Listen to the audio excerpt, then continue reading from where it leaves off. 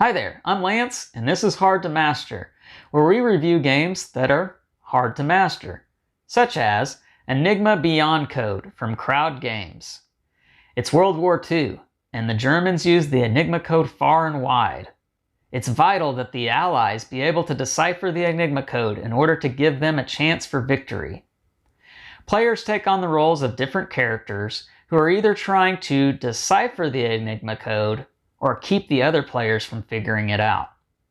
This is a deduction hidden identity game in which players are going to have to use strong deductive reasoning in order to figure out the different mansion rooms as well as the different roles of the other players at the table.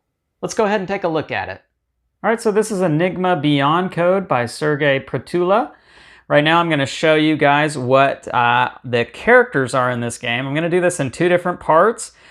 Because this is a social deduction game for pretty good expert players, I might add. It's a little complex, and these characters are not easy to play or wrap your minds around. So real quick, you've got your decryptors here. They're kind of the good guys who are wanting to try to decrypt the Enigma Code. You've got your dark messiahs who are wanting chaos to kind of reign and keep the decryptors from figuring out the code. You've got your Wanderer, who's kind of their own team, not really on any kind of team. And then you've got your more advanced roles here. And you've also got your Saboteur, who's just trying to create chaos and have time expired to keep everyone else from winning, essentially. Now, these roles are nice and orderly put on the player aid here to allow you to know what everyone's win conditions are. Do note here that the ghost cannot win. They have to take their action to change their character role with another person. And so that's kind of like the old maid, the hot potato. Get rid of that. Try to become someone else. And that's how that works. Now, the rulebook does a very great job here of showing you who you should have in your first game. And then it also shows you who you should include depending on who wins. And so that's a nice little way to get used to all the different roles in this game. As I've already mentioned, they are a little complex. All right, so I have all the room cards set up now, and you're going to shuffle them up and put them out in a 3x3 grid with all of them face down so that no one knows what any of the mansion cards are. And after you've done that, then players are going to take a turn. And the way this works, starting with the first player, they are going to advance the time marker one space forward on this track. And if this ever gets to the end here, then chaos has broken through and the game is over. And if the Saboteur is in the game, then they are going to win if they don't have a silence token.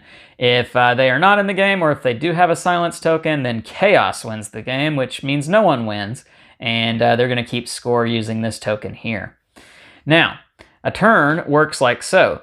A player is going to peek at any one of the cards that are face down. Now, if there happen to be any that are face up, they can also use that card as well. But first, I'm going to cover what using a card that's face down looks like. So I'm going to choose this card right here, and I get to peek at it. I get to look at it and don't show it to anyone else. It's the Enigma Code. Now, I would not say that out loud. I would just know that for myself. And there are going to be some icons here to remind you of what this card does, in addition to the identifying room icon right here, as well as whether this is one that is more suited for chaos or more suited for decryption. Those are kind of the two teams, if you will, although you're not really on a team in this game. But anyhow, so I've peeked at that card, and then I'm going to tell the players what I saw. Now, I don't have to tell the truth if I don't want to. I can claim that that is the Enigma Code, or I can claim that it's any one of the other mansion cards that are in the game here. And I will gain the ability of the mansion card that I claim it is. So I don't have to say it's the Enigma Code. I can instead say it's the library, which, as you can see, the library allows me to peek at another card, which that's more information. I get to I get to know what all the other cards are. But then I also get to take a token depending on the icon that is on that card. So again, there are 4 rooms here that have the chaos icon, as you can see here on the far left. and there are 4 rooms that have the decryption icon on them. And so that's how that works. Now, what I am trying to do is I'm trying to fulfill my character objective here. I'm trying to have certain tokens, perhaps, depending on what role I am, and I'm also trying to know where certain mansion rooms are. Now, I was lucky. If I'm the decryptor, I got lucky there because I already know where the Enigma code is. I found it right off the bat, but I have to still find the command room. So I would probably want to keep information hidden from other people. I don't want to reveal too much. I might want to bluff every now and then, trying to throw them curveballs. I also want to try to do things that allow me to advance on my different character objectives. But again, if I am not subtle enough in that, I'm going to give away what my role is, and then people are going to know what I'm trying to do. The less you can give away in this game, the better. And so, if I was, whether I'm lying or not lying, all the other players at the table are going to get an opportunity to call me on my bluff if they want to. And this is not done in player order. This is just done first come, first serve. If somebody says, I think you're lying, then whoever says that first, they get to peek at the card that I looked at as well. And if I was lying, then I am going to have to take a silence token. That player will hand me a silence token, and that will indicate to all the other players at the table that whatever I claim this card to be is not what I said it was. I was lying. And so they can keep that information in their little handy-dandy notebook that is provided for all the players. And you can see there's a 3x3 grid here and room to take notes. So you could say, oh, they said that's the library, and we know they're lying. That's not the library. Now, what this silence token also does is it keeps me from being able to challenge other players. It also means that on my next turn, I am not going to be able to say anything. I'm not going to be able to take any room actions. I can only just peek at a card and know what it is and keep that information to myself. I get to discard it at the end of my turn. Now, if I was telling the truth and a player called me out and said, I think you're lying, they peek at it, and they realize, oh no, they were telling the truth, then they're going to flip that card over face up, and everybody's going to see, oh, he was telling the truth. It is the Enigma code. And the player who challenged me is going to have to take a silence token. And that's pretty much how a turn works. I am trying to use all the different room actions to advance my character objectives. And at the end of my turn, if I want to, this is optional, but this is what you have to do to win the game, I can reveal my character and I can say, I am the decryptor and I have a decryption token and I know where the 2 rooms I need. The 2 rooms I need are the Enigma code and the command room. Now, obviously, the Enigma code's already face up, and I would have to, through the process of the game, know where the command room is, and I know that it's just right here, and I would reveal that, and I would win the game. Now, if I was wrong and I said, I think the command room is here, and I reveal it, and it's not the command room, then I am eliminated and I cannot win that round. You are trying to win multiple rounds in this game. It is the first to 3 points. You keep track with these tokens. After you win one, you get this token. You win a second one, you flip it over. You win a third, you win the game. That's how that works. Now, these decryption tokens, they are good for not just winning the game if it's something you're required to have with your character. You can turn them in to be able to essentially take a second turn on your turn and name a card. Now, on that naming, I do want to go back on something real quick. You can name a card that is already face up and take the action on that card. Now, obviously, you can't lie about that because everybody knows what the card is. So you have to claim it as it is, but you're able to take the action on that. So that is something to keep in mind. That is how this game works. Now, as I mentioned at the beginning, Chaos can win this game if no one completes their objectives and time runs out. Then if they win 3 times, then Chaos has broken out and all the players lose. And that is how you play Enigma Beyond Code. All right, I'm back. And now I'm going to share with you guys my thoughts on Enigma Beyond Code. Now, first, I do want to say this is a game that I chose to put on hard to master rather than love to hate when Crowd Games sent this to me for review, because I do feel like this is kind of an expert social deduction type game. This is not one that I felt would be one that would go over very well with my wife Sam, who does love to hate with me, as she is a non-gamer and tends to shy away from games that require very strategic, in-depth deductioning like you need to be able to do well in Enigma Code. Now, that being said, in no way, shape, or form am I saying that this is not a good game or not a fun game. This is just one that I don't know that I would play with non-gamers or people who are new to deduction, social deduction games, as it is a deep, thinky game. There are so many ways in which things can turn. You absolutely need these notepads to be able to take notes, because you are going to be scribbling things out. The cards are going to move, so you're going to want to remember where they move to. And man, there is a lot going on in this game. Now, you are able to start it on kind of a light mode, as I showed you there with the different characters. And that's probably what you want to do even with gamers, as the roles in this game can get intense.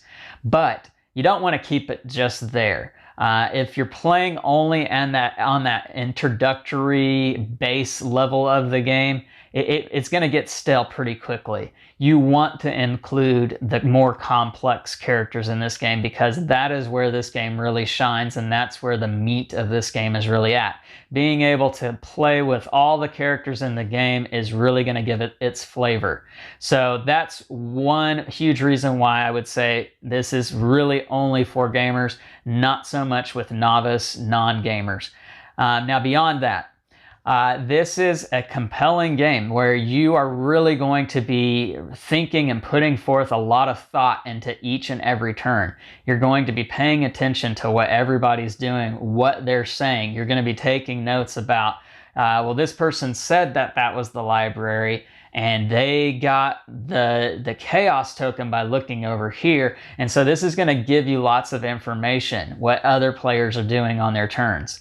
Also, that dynamic of being able to call out when another player's bluffing, and gaining information even from that. Well, this person said it was that guy over there, called them on it, and lo and behold, that was a lie. Now I know it's not that room that they called it. Or maybe they were telling the truth, and now everybody at the table knows what that room is. That's a really cool mechanic. Now, that being said, I know bluffing is not something that everybody enjoys.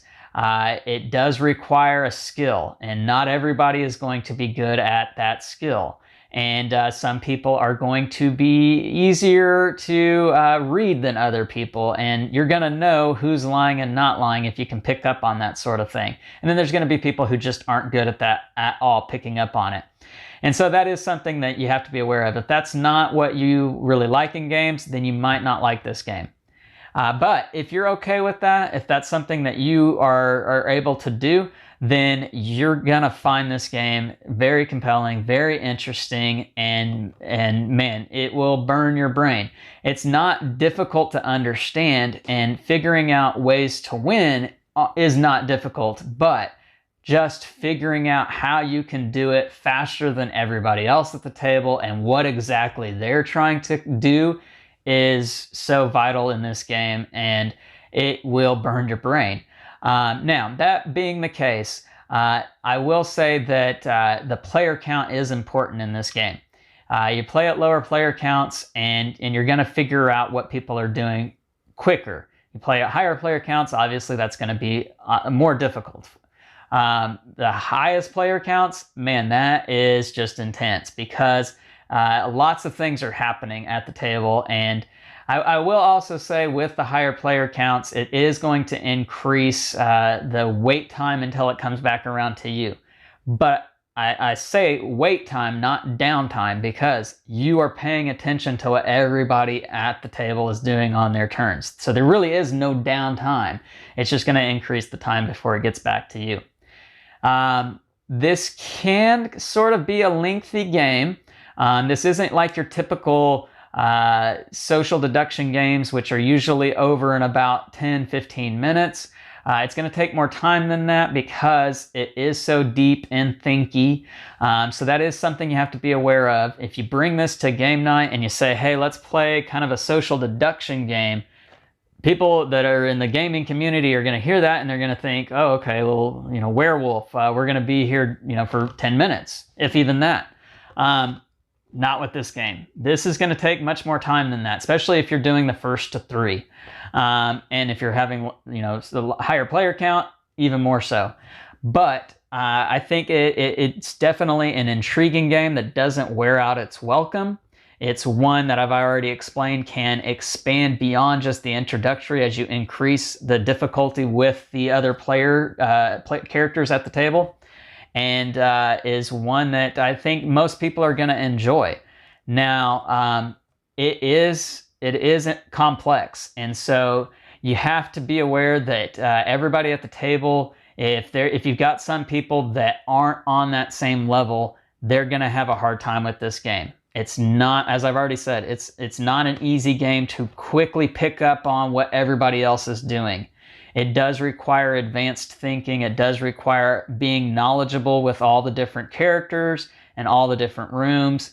And so if you're playing with some people who aren't good at just kind of picking up on those things and having good intuition, then they're going to struggle in this game and they might not enjoy it as much.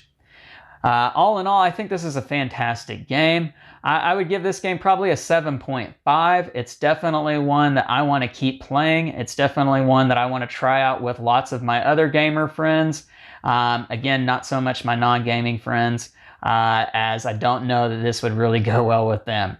That is Enigma Beyond Code from Crowd Games. Check it out. I'm Lance, and this is Hard to Master. We'll catch you next time.